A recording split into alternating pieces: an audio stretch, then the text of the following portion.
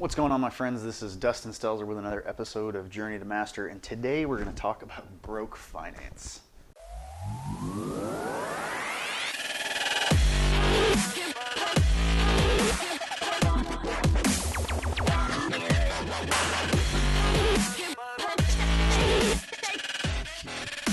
So I had some comments and emails recently from some apprentices that were like, how do I do my finances? I'm young, I have no experience with money, and being that I'm an apprentice, I don't have the most money in the world. So how do I traverse being able to save up money? Which is a very, very good question. So a little about my backstory. When I started this trade, I was a single dad, living on my own, paying child support. I was broke all the fucking time. I didn't make very good decisions with money. I built up a bunch of debt. Credit cards, vehicles, I had a vehicle repossessed. So I was broke for a really, really long time. And I learned over years and years of being a single dad and having to figure out finances and kind of teach myself things. I figured out some really good methodologies that since has made me be able to be more responsible with money. I am by no means a rich man. I live a very simple life. My house is probably like 1,000 square feet, tiny, and half my house is garage. So I'm not balling, but I have all my vehicles are paid off because I've saved up cash and bought them. Everything I own outright. There's a couple of things that I've gotten financing for, like a couch and a bed, but it's just out of choice. I've had the money to buy them, but rather than dipping into my own money, I have learned a way to get things cheaper and get better deals on things. And those are the times that I'll use credit. I use credit as kind of like a leveraging tool, but I don't use credit as a have to have something now, can't wait to save up for something. I just want to have it, so I get credit. That's fucked me a lot in the past. So what I want to do is share with you guys my 6 kind of essential methodologies or way of thinking for any of you that are broke and you can't seem to ever get ahead and you're always just living paycheck to paycheck. I think that there's a big difference in how wealthy people live and think about their money, and broke people live and think about their money. Chiefly among them is that people that are wealthy or people that have money actually have money that they can see. And it's not because one day they all of a sudden got money and now they have money. It's that they have a mindset of accumulating money, paying themselves, putting things aside, and continually every day living in a way where they're gaining money. And also, frugally spending, not spending on dumb shit all the time. So that brings me to number 1. Stop spending money on dumb shit. This may seem like an easy one. This is probably the hardest one. The term impulse control is something you're probably going to hear me talk about a lot. A lot of people lack impulse control. It seems like the society that we're in is very consumeristic. It's gotta have things now. Ooh, I want that. Ooh, I want that.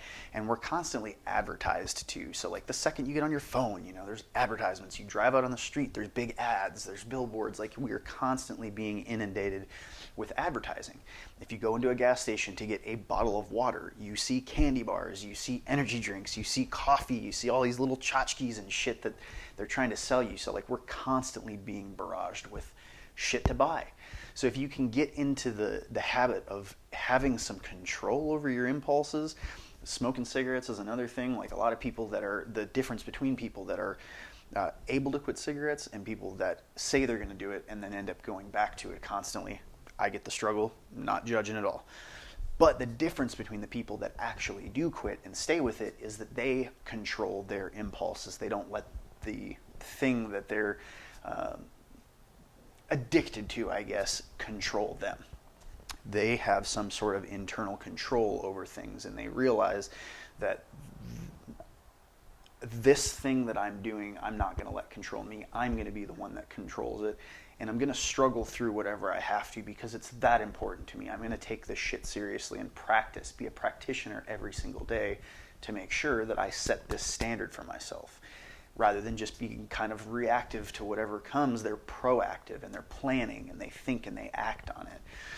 So quit buying dumb shit. If you go into a gas station, you don't have to buy 7 things. If you go in, get what you went for, and come back out. If you like if you play a game on your phone, instead of buying that $29.99 pack of like extras that you could get, you don't need that. Like, if you're struggling with finances, you shouldn't be randomly buying anything. You should only be buying things that are absolute necessities for yourself. Yeah, I know I sound like your fucking dad. I get it. But your dad's right. So the second thing is, you don't need credit. Not yet. A lot of people get in the pitfalls of thinking, oh, I need to have this, so I need to borrow money to get it and then pay 30% fucking interest on something. Well, when you pay 30% interest on something, over time, that builds up to be a lot of money. So you're actually spending way more money on something than you even need. The only reason you should be buying anything on credit is if you have good credit and you can, basically, if you can use somebody else's money to buy it without paying any interest. That's the smart way to use it. Or if there's a way to use other people's money so that you can make more money, that's leveraging debt. But that's not what we're talking about. None of us are investors. So I'm saying most people don't have patience. They want something right now. Like, oh, I need that couch. That couch looks really cool. I'm tired of being on this couch all the time. I just want that one. So I'm going to go apply for credit and buy it. It's like, you don't have to have it right now. You could save up for it. It's funny enough, I just bought a couch on credit, but it was because the deal, I could get 0% interest on it for a set amount of time, and as long as I paid it off within 3 months, I didn't have to pay any interest on it. So I was like, fuck yeah, I'm going to do that rather than spending my cash. I'd rather keep my cash in my bank and just use somebody else's money and take 3 months to pay the thing off, and then I don't have to pay any interest.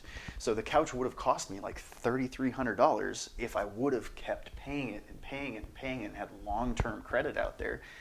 But instead it cost me $1,600 because I paid it all for like what it was actually worth, and I paid it off within a set amount of time. But that's because I'm used to using credit. I know about credit. I know the difference between leveraging debt and being a slave to debt. So people that don't have money set aside, don't have a lot of like understanding and education about their finances and have experience saving money, have no business getting debt, borrowing money from people, getting credit cards, buying cars on loans. You're not versed enough in understanding what you're doing. It's kind of like being an electrician versus being an apprentice, and like letting an apprentice work on a live 480 volt circuit with 2 weeks of experience in the trade. It's just stupid. Yeah, it can be done, but you're probably going to make way more mistakes, and it's too costly of a risk for there to be any advantage in you doing so. Same thing with credit. So stay away from credit. Prolong the feeling of getting something. Wait a while. Save up for the things that you need. If you want a fucking cool 70-inch TV, save up $1,000 to get it. Prolong the need for you to have it right this second. Like, have some fucking impulse. Be in control of your emotions and your purchases. Don't let that shit control you.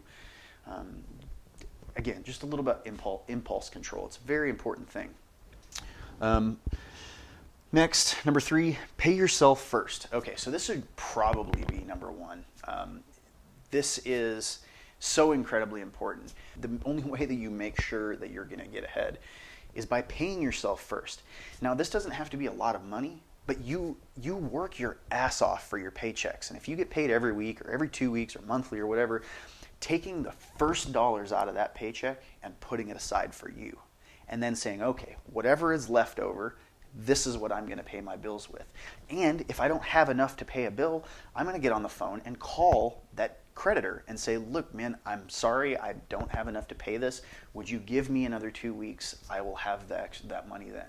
Sometimes even, like, most of the time, really, if you offer to give them something, like a little bit, and then say in 2 weeks I'll get you the rest, most of the time they're willing to work with you because they want money. They don't want zero. They don't want goose eggs. So if you're willing to give them like half of a bill, they'll work with you. Most of them will. Almost all of them. Nobody wants to not get paid anything. So a lot of people have this idea of like, oh, I'm gonna let the calls, I'm not gonna listen to these people calling to collect money. Well, you owe them money. So like, at least just pick up the phone when they call and talk to them. Don't bullshit around. Like, tell them what's going on and say, I need help. Can you help me figure out some kind of payment plan? But they will work with you. You not having money is not going to work with you. You have to make that shit happen. So what I've found works the best is the second I get paid, if all you can afford is $20 a week, fuck it, man. $20 a week is better, because in 5 weeks you're gonna have $100 sitting there, and that's more than you would otherwise have. So if you can do $40, $50 a week, like whatever it is, just start putting money away, pay yourself first, and don't ever negotiate on that. You work your ass off for your money, you put some money away for yourself, and everybody else can fucking wait. Next thing is, I budget every single dollar. I give every dollar a name. There's no money that comes in and comes out of my bank account that I don't know exactly what's going on, where it's going, when it's coming, how much I'm going to have tomorrow, how much I'm going to have in 3 weeks, how much I'm going to have in 12 months. I budget a little bit differently. A lot of people budget in a way that where they're like, I know I'm going to have this much money coming in this month, and I know I have this many bills coming out. But a lot of that doesn't really account for like the day-to-day bullshit that you're not thinking about, the little miscellaneous stuff, and the gas station stops, and the lunch that you forgot to make one day, so now you got to buy lunch. It doesn't account for any of that stuff. So I like to budget every single day, and the first thing I do when I wake up, first thing I do is have coffee. But I will sit down every single day and I'll look at my bank account and be like, all right, everything's still cool. Nothing like sideswiped me that I wasn't expecting. I'll look at my budget and be like, all right, today this bill's due, tomorrow these next couple of bills. So I just know throughout the week, daily, what is going on with my bank account. And that's the other thing I don't think a lot of people do. I think a lot of people are very reactive to their finances. They all of a sudden go to swipe and they get declined, and they're like, what the fuck? And they look in their bank account, and it's like $300 negative because they didn't pay attention to the fact they didn't have any money in there.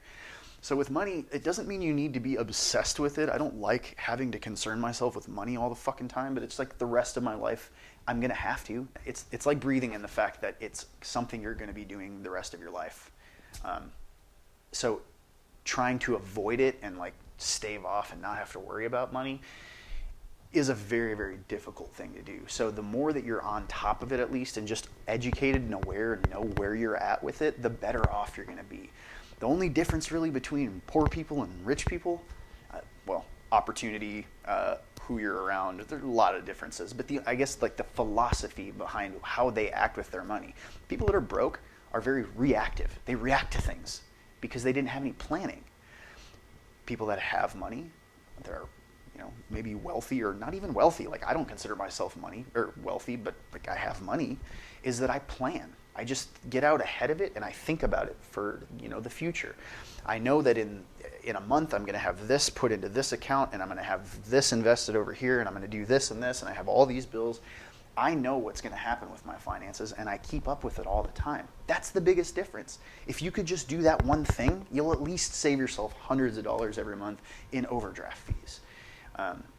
And then, like going negative, going in debt, owing people money. It's all a very reactive way of thinking. So you need to be proactive and get out in front of this stuff and plan. Like know your shit, educate yourself about finance a little bit. Again, I'm not saying be like obsessive and constantly be like money, money, money, money, because that's kind of fucked up too. That has its own problems. I'm just saying be in the know. Have an idea. Number 5, don't buy breakfast and lunch every day and dinner.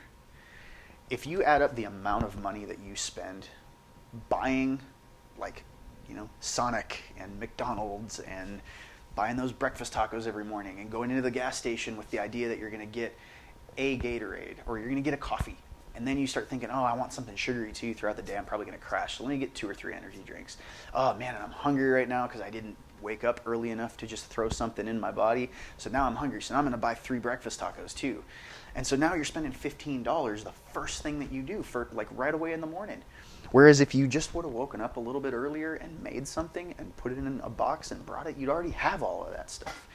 And then lunchtime comes, same problem. It's like, what are we going to eat today? Okay, well, let's go to like Chili's and I'm going to order this and I want an appetizer and I want, like this big meal and I'm starving because I didn't pack myself anything to kind of like munch on throughout the day. I'm starving. And then, you're probably in the same situation for dinner too if you're not a person that like buys groceries and plans meals and makes things and like prepares. You're probably reactively spending on a lot of dumb food decisions. So you're probably spending, let's say that you burn $30 a day in food.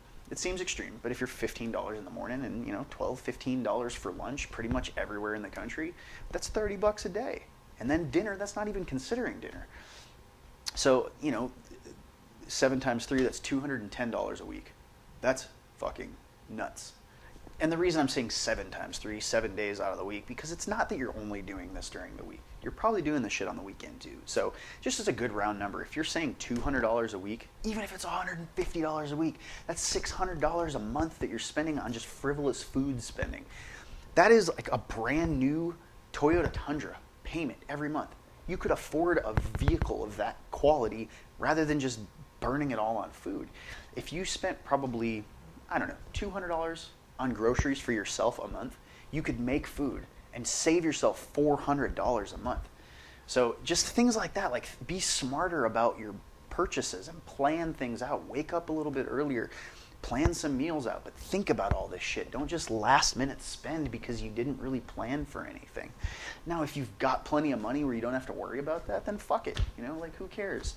But if you're broke and you're struggling and you're living paycheck to paycheck and you can't ever get ahead, you need to start trying to think about, how can I get ahead? What can I force as a hard stance to make sure that I'm getting ahead?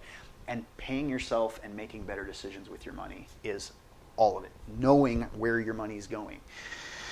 So the last thing, this should probably be like number 2, is if you're, again, living paycheck to paycheck, kind of broke, you're not out in front of your stuff, you need to have an emergency fund. Dave Ramsey talks about this in his podcast. In fact, Dave Ramsey's a really good person to listen to about finances. He's all about like not using credit for anything and just saving up. It's like advice your grandma would give you about money, like good old school advice. So you should check his shit out. He's far better at like finance. I'm in no way like a financial advisor or guru.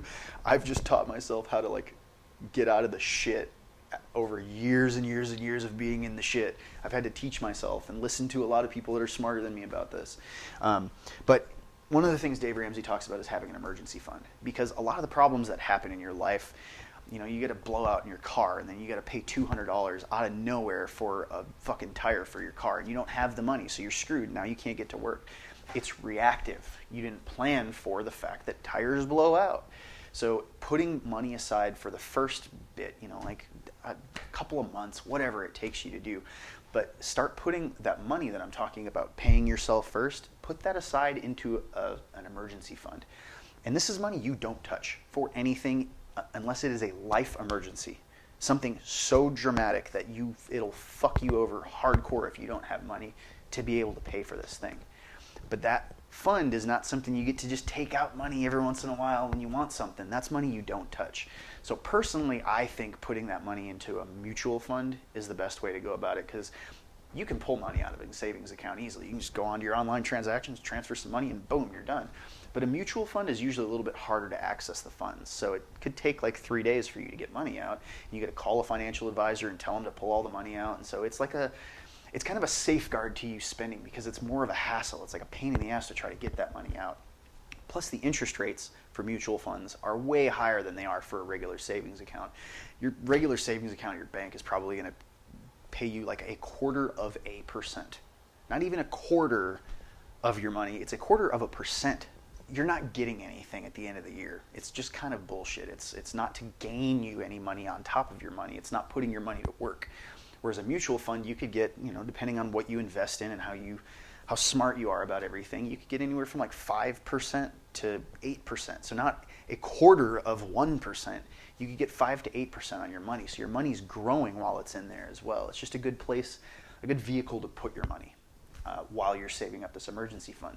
And I think $1,000 is a pretty good emergency fund. And once you have that saved up, now you're in a position so you're not so reactionary when shit comes up in life. Like at one point, Emily and I had to get a brand new air conditioner and furnace put in our house. And we had, I think, like 10 grand saved up for an emergency fund, because we spent a couple of years building up a good size emergency fund. So when that happened and we needed to spend 5 grand to get ourselves in the middle of summer a brand new air conditioner and a furnace, we had the money to do it. But when I was single and I was out on my own and I was just making stupid decisions, I would have never had that fucking money. I would have just had to suffer through it, or like call up mom and dad and, hey, can I have some money? but I was a dad. I was the one that should have been in control of that. So it's saying basically having an emergency fund is like step one in your building of your, like, the table that is your finances. You just got to put some more legs under that table and make it a solid table. And having an emergency fund is a great idea. And once you hit like $1,000 saved up, leave that shit alone and don't touch it until, if you never have to touch it, that's the best case scenario. That just means you got $1,000 sitting there and you're good. Then start saving in a different account for something different. And it's probably a good idea to still continue to put money in the emergency, but put money in 2 different accounts now. The emergency fund is something that a lot of people may want to grow bigger and bigger. If you can get up to $10,000 next, like over a long period of time of saving, then that's a good idea. But you can also save up for like toys and tools and fun shit that you want to do. But again, you're doing this, and the only way you're getting this achieved is by constantly paying yourself first and putting all of that stuff away first. After you have an emergency fund, you'll feel really good about saving, and then you'll have another fund. Maybe you want to start a Roth IRA or some kind of retirement plan. It's another really killer idea while you're young. If you can get into the habit of doing this, of paying yourself first, paying money into a retirement account, if you do that your whole life, like, you will be so fucking set by the time that you retire. And a lot of people are like, I'm young, I don't really care, I'm not going to worry about retirement. But I know some people that are ready to retire right now, and they're still living paycheck to paycheck. And they have so much debt. They've just built in a lifetime of debt because they never thought when they were younger to start putting money aside. And if you start looking at the interest that is accumulated over a long enough time, what compounding interest is, that shit adds up, man. And just get into the habit for the rest of your life. Don't negotiate on this. Just keep putting money away. Pay yourself first. So that's it. That's really the 6. Quit buying dumb shit. Only buy the real essentials that you need. And if you can go, you don't need a steak fucking dinner every night. Like, if you can eat, like Dave Ramsey calls it, beans and rice, you can live on that. Beans, rice, and water, you're good. Like, be less fancy about what you need to survive and just go with the bare minimum for now until you start getting a savings put together. You don't need credit. Don't even fuck with credit until you're like a little bit more financially aware and have some money to be able to leverage credit right. Don't even mess with credit. Stay away from it. And if you're already in debt, if you're young and you have a whole shitload of bills that you need to pay, go listen to Dave Ramsey's stuff, because he talks about getting out of debt. And I did it, and it worked wonders. I had like $40,000 in debt, used his plan, got rid of all of it, did the emergency fund, and then started saving to pay my house off, to put money in retirement. But it really changed. I listened to that dude for like 2 years, and I did everything he was saying, and it worked. So it's a good place to go. Pay yourself first, always, non-negotiable. That's like number 1. It's your fucking money. You worked for it. Don't let somebody else tell you how you need to spend their money, and keep it. Keep what you can keep. It is yours. 4, budget every dollar. Pretty self-explanatory. Don't buy breakfast and lunch. Number 5, or dinner. Try to get groceries and plan your shit out. And number 6, get an emergency. Get a group of money together, and don't touch it. And once you've got a good little pot of it, you'll have just learned, holy shit, I can save up $1,000. I'm a badass. And that is basically fuck you money for wherever down the line. You never touch that. And keep adding to it if you can. So some of the things that I like to stick money into. Once I got the emergency fund established and I got all my credit paid off, or all my debt paid off, I started looking at things that I wanted to put my money into. And I've always wanted to like invest in businesses and invest in stocks and all that stuff. But I spread my money out all over the place. And I don't have a lot of it. I'm just really good at socking shit away. And so, like once a year I'll look and be like, whoa, that's grown. Holy cow, that's awesome. More than once a year. I'm actually pretty fucking on top of where all my money goes, and I know what I've got where. And that's not to brag. It's just to say, like, being proactive about it rather than reactive. You know where everything is at, and you're planning it, and you're putting work in, and you're going to get somewhere with it. So, like, both my wife and I have retirement accounts. We have mutual funds. We have some stocks and bonds, and I have automatic savings apps. There's an app called Capital with a Q instead of a C. One called Stash, and I've got a Coinbase for cryptocurrency. I just put money like aside, little bits here and there, all over to these different places. I have like a thing of cash, like a cash stash, just in case some shit happens and I need to like quickly take some cash out. What else? We've got numismatics like coins, gold, silver, stuff like that. I figure out what other things I can put money in because I've already done the work that I'm telling you to do, where you get an emergency fund established. I've stayed away from credit as long as I can for every reason. I mean, I bought a house, so like, yeah, I had to do something with credit eventually. But I try not to do anything on credit. I am patient. I don't need a lot. I don't need fancy shit, all this stuff, all these decorations for a house, and I don't need the most expensive cars out there. Like, I just live simple. I live within my means, and I pay myself first, and I plan ahead of time, so nothing just comes and sideswipes me. And if it does, I've got a fund for that. If something does crazy happen, I've got money put aside for that. So I think that that's really decent advice. Again, I'm not a financial guru. There's probably a lot of people out there that are like money guys that would probably disagree with everything that I'm saying, or maybe disagree with one or two things that I'm saying. Everybody has an opinion on what you should do with your money, but fuck everyone's opinion about it. The only thing that I think is really the wisest thing to listen to from anybody is telling you that the fact that you make your money, it is your money, and you need to decide what to do with it. You need to be in control of it, and you need to know every day how much you got and where it's all going. That's the base one, step one of getting from being broke to not being broke anymore. Because again, being broke just means you are not planning anything. You're just fucking spending without any knowledge of what you're doing. And then having money is being proactive and is planning things and is knowing every step of the way where you're at. So let me know if you guys have any other suggestions or advice. If there's some of you that have gone through what I did, where you were just broke all the fucking time for years and years and years and getting evicted from apartments, getting vehicles repossessed, and then you kind of got back on top because you had some kind of method that you followed. Let me know if there's any other advice out there. If any of you all want a little bit more like detailed video on anything more specific about what I'm talking about, feel free to leave some comments below, or email me, or get at me on Facebook or whatever. But thank you guys so much for paying attention, for the support on a constant basis. I love you crazy people, and I will see you in the next episode.